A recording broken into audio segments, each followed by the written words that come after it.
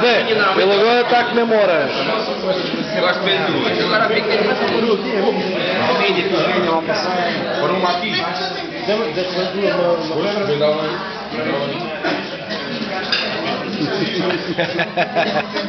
Isso, não digas que acabaste de ver aquela coisa que estava aí.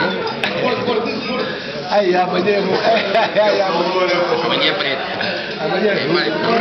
Amanhã vou passar ainda. Assim estamos todos ao mesmo nível. Né? Pá, dá o chapéu ao outro, pá. Cara é chato. Está sempre. Eu sinto o calor pior.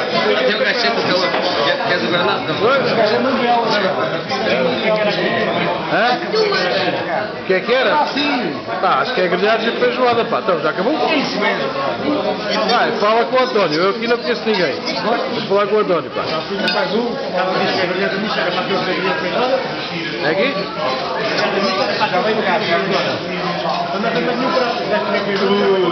Aí eu comer as duas coisas, pá. Eu vou comer as duas coisas. Mas ali há feijoada ainda. Sei lá. Não, pá. Então, fala com o António. Onde é que tem que fazer isso que eu aqui, pá, não conheço o restaurante, pá.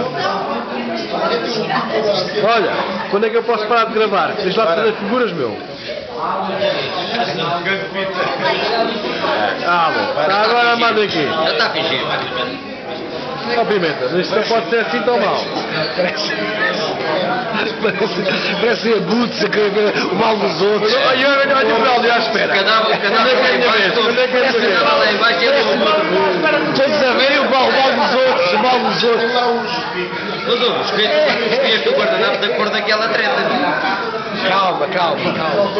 Aí para cá, atrás também está. Cá atrás também está. Já está a passar? Não, está a passar neste lado. Está a passar, está.